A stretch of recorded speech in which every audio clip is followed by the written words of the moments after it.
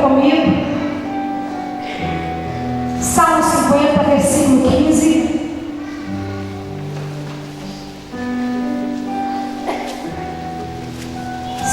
Versículo 15, que diz assim: invoca-me no dia da angústia, e eu te livrarei, e tu me glorificarás. Invoca-me no dia da angústia, e eu te livrarei, e tu me glorificarás. Tudo que acontece na minha e na sua vida é para a glória dele. O que aconteceu conosco pela estrada, eu me invoquei na angústia. Porque você vê uma carreta daquele tamanho, carregada, bem juntinho de você, é angústia. Eu tenho certeza da minha salvação. Eu sempre digo que sempre quando os meus olhos se fecharem, eles abrirão para a eternidade. Mas no momento, ninguém quer passar por esses desafios.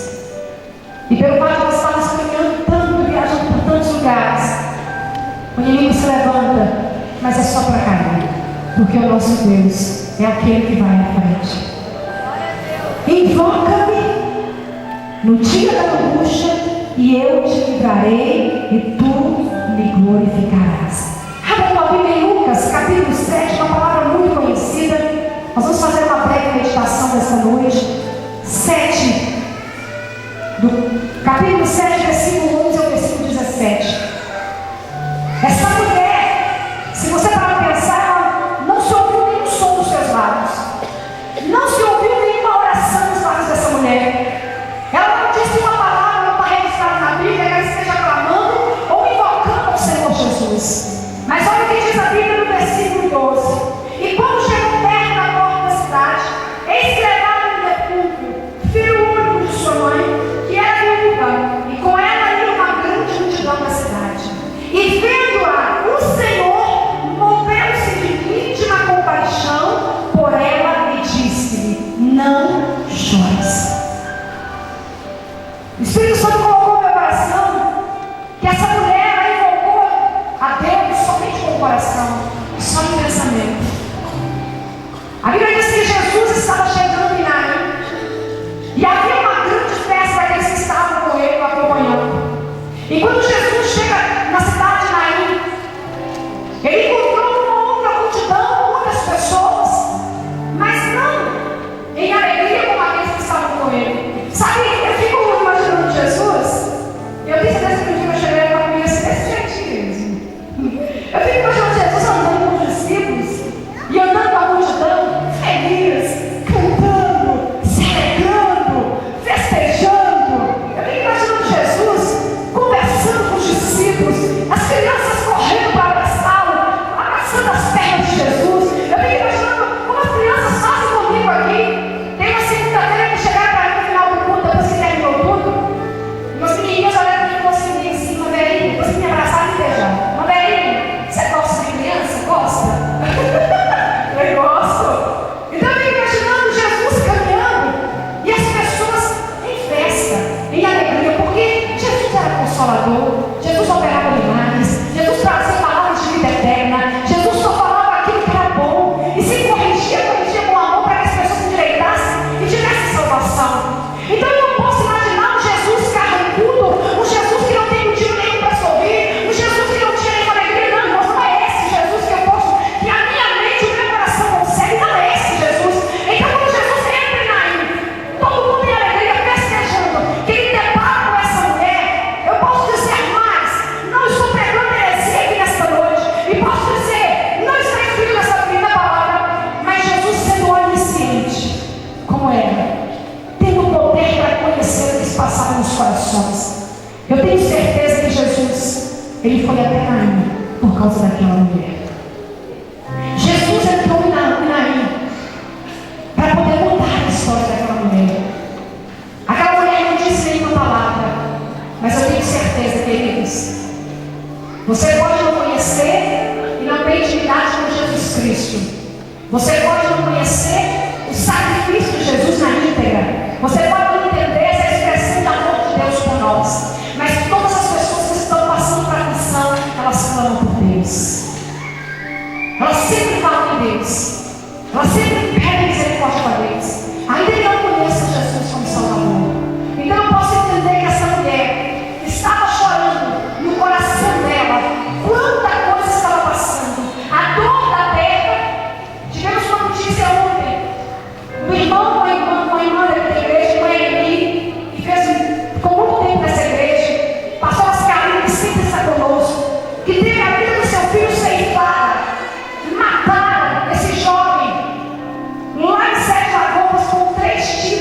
costas para roubar. Então eu fico imaginando, né? Eu liguei no momento que o cachorro estava chegando, o corpo estava chegando, a dor daquele povo, o choro. Eu fico imaginando a situação dessa mulher caminhando, olhando, já era viúva, já não tinha mais nada. O único filho que garantia uma segurança estava sendo levado no cortejo. Mas eu posso acreditar que essa mulher invocou a Deus em seu coração. Eu posso acreditar que ela invocou a Deus, pedindo a Deus em sua dor que Deus mudasse aquele quadro. Eu pedi ao meu pai, e quando eu vi partindo no meu coração, eu queria que Jesus ressuscitasse. No meu coração eu queria que Jesus desse vida para o meu pai. No meu coração eu queria tê-lo de volta. Porque eu não tinha só um pai, eu tinha um amigo. Eu queria de volta o meu pai. Eu queria que Deus ressuscitasse, porque eu sei que Jesus tem poder para isso. Então todos clamam, todos invocam. E quando Jesus se depara com aquela mulher, Jesus olha para ela e se move. Jesus sente compaixão pelo estado daquela mulher e diz para ela assim: não chores. Eu estou dizendo para ela assim: não chores, porque o clamor do teu coração, porque o pedido do teu coração está sendo resolvido agora. A resposta está chegando agora. Eu estou dizendo assim: não chore. Sabe por que eu digo isso? Porque se eu disser para você não chore, você vai abrir a boca e chorar, que eu já preguei essa mensagem tantas vezes ali. Você vai abrir a boca e você não sabe o que eu estou passando, meu bem. Você vai clamar ainda mais, você vai chorar, vai prostrar no chão. Mas quando Jesus chega, no momento em que nosso coração invoca, e conforme Romanos 8:6 diz, que quando nós não temos força para pedir, para clamar, conforme as nossas cabeças, o Espírito Santo de Deus intercede com gemidos inexprimíveis. Então, quando Jesus chega para você e diz assim: olha, não chores, Ele está dizendo para você: não chore mesmo. Você vai chorar sim, mas é de alegria. Você vai chorar sim. Você pode fazer como criança. Tem dia que quase fiz isso aqui, mas Jesus não posso. Já viu criança feliz que ela começa a correr com as perninhas trocadas de um lado para o outro assim? E começa a correr de felicidade. Você pode até chorar de felicidade. Ah, não tem luta? Não, não vou dizer assim, você não vai ter luta, eu estou pregando isso. Misericórdia, se eu pregar que não vai ter luta. Eu estou pregando o evangelho que não existe. Porque ele disse que no mundo nós teríamos, mas se não tivéssemos, Ele venceu. É até Ele venceu. Ele venceu o mundo. E tem nos sustentado, e tem nos fortalecido, e tem nos ajudado para vencer. Jesus fala: não chores. E chegando se tocou o esquife, e os que levaram pararam e disse: pararam. E Jesus disse: jovem, eu te digo, levanta-te. Olha que simplicidade de Jesus. Eu não esperava esse testemunho do pastor Messias aqui hoje. Não esperava. Testemunho do irmão Ziel. Não esperava. Porque eu não consigo lembrar de tudo aquilo que Deus me usa. Eu não consigo guardar tudo que Deus me usa. Por isso eu tenho que fazer 3 gols. Olha que é misericórdia de Jesus. Mas eu acho que o que eu faço até com as coisas esposa que Jesus fica essa mulher passada assim, ó. Você só tem uma ordem de Jesus. Manda parar o esquife, toca e dá um prato, uma ordem. Jesus está dizendo assim: olha, espírito da morte, eu estou te repreendendo, vai embora. E eu estou chamando a vida agora sobre a vida deste jovem. Jovem, levanta-te. E sabe o que aconteceu? Quando o jovem se levantou, ressuscitou, ele assenta-se e começa a falar: é assim mesmo. Jesus, quando ele opera o milagre, você não precisa nem contar o milagre, por si só fala. Porque aonde você passar, o milagre que você viveu vai contar quem é Jesus, vai falar quem é Jesus. Sabe aquele língua grande que fala assim: você não vai chegar lá não. Ah não, olha essa profecia aí, não é de Deus, vai carnal. Aí Jesus fala assim: vai, porque eu dei ordem, eu abri as portas e eu já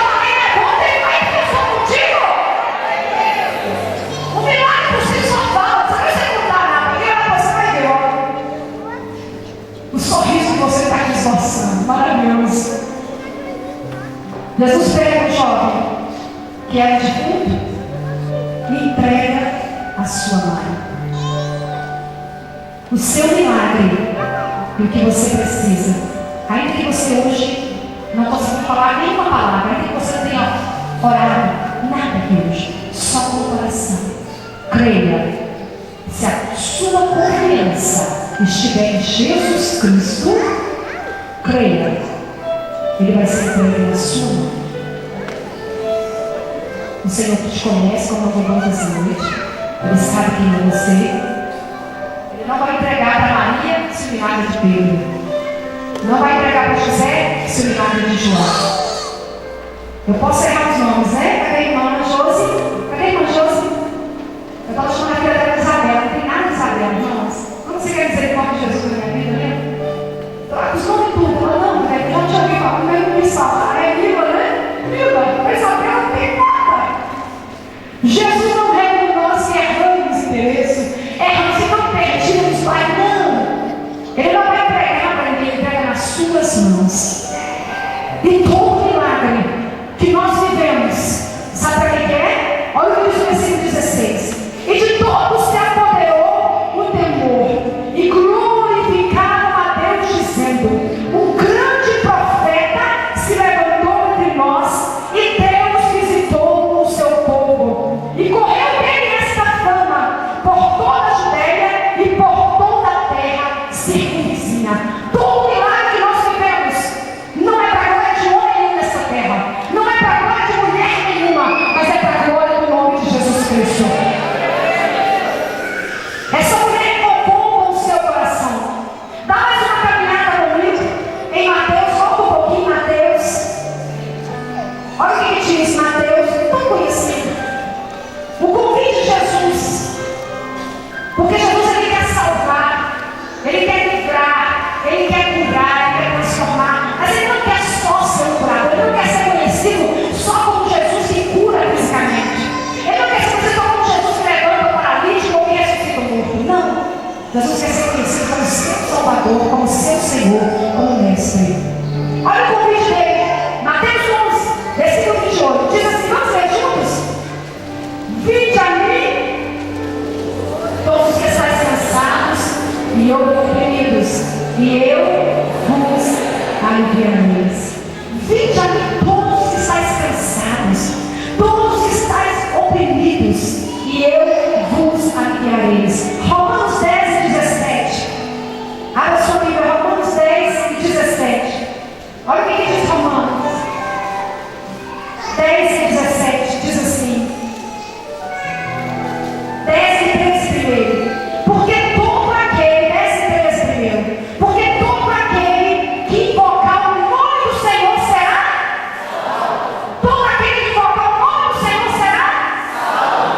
Todo que invocar o nome de Jesus Cristo será salvo. Então, todo aquele que invocar o nome de Jesus, ele será aliviado. Toda opressão que está sobre ele sairá. Todo cansaço que está sobre ele sairá. Porque Jesus tem poder para sarar os corações. Como nessa noite eu disse, Jesus tem poder para salvar a alma que está aí enfadada, cansada, batendo em tantas portas, buscando refrigério para a sua alma. Irmãos, desde quando o homem é homem, desde quando o homem nasceu, desde quando eu e você nascemos, nós aprendemos a clamar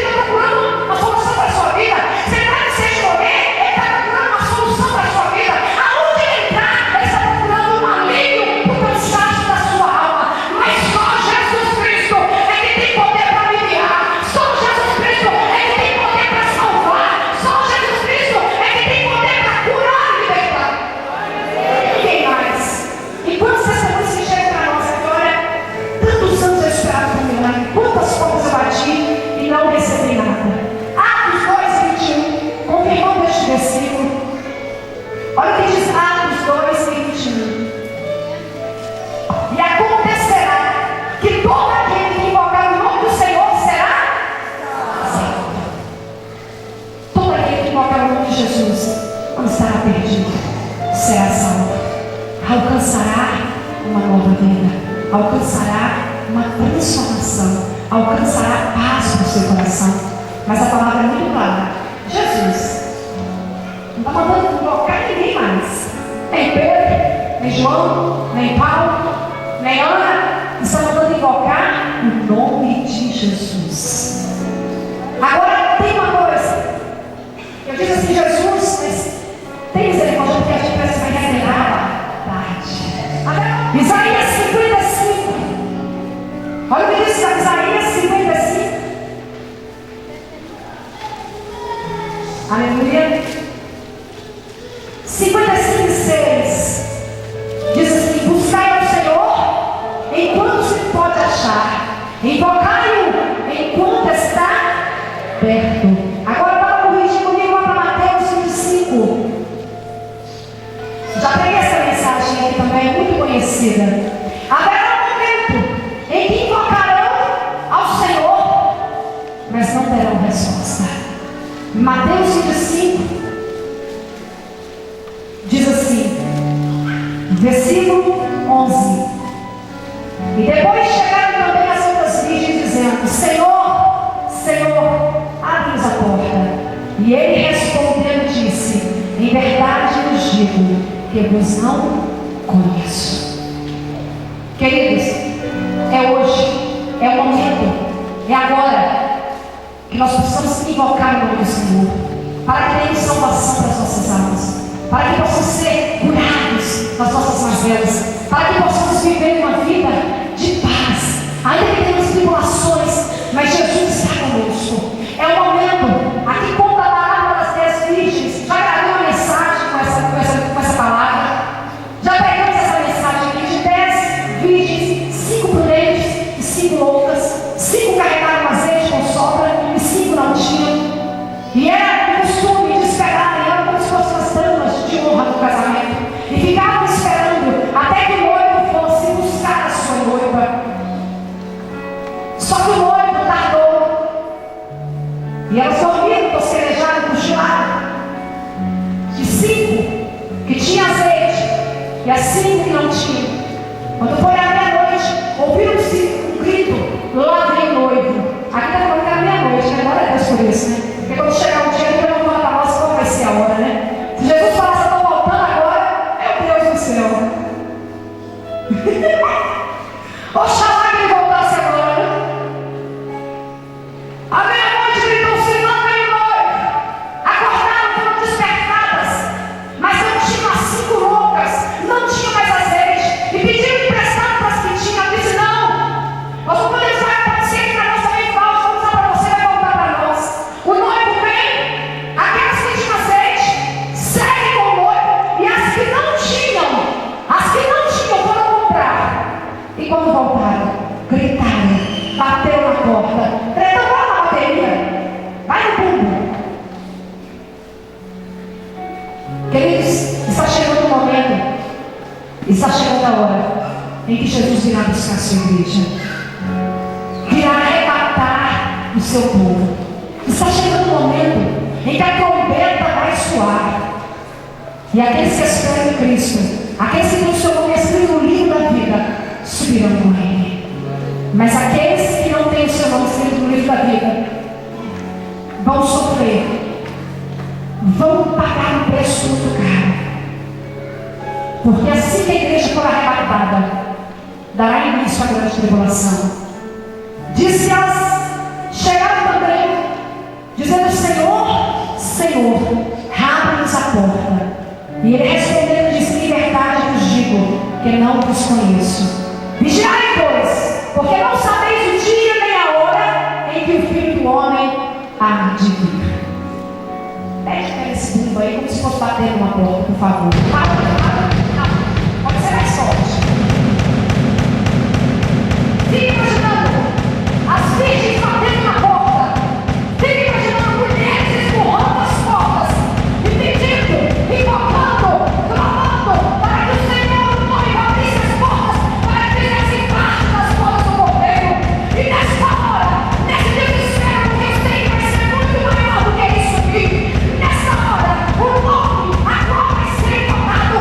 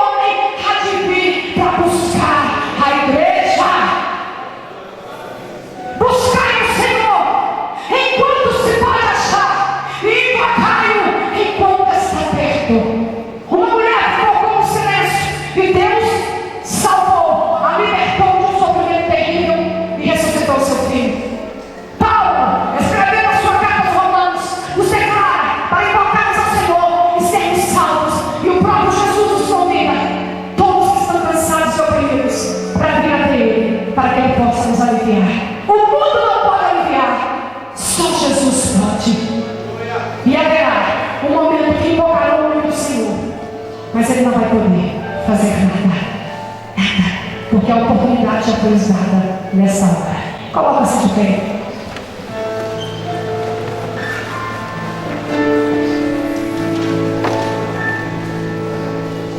É hoje. Você que eu coloquei pela primeira vez, pela segunda, pela terceira e quarta vez, que ainda não entregou a sua vida para Jesus.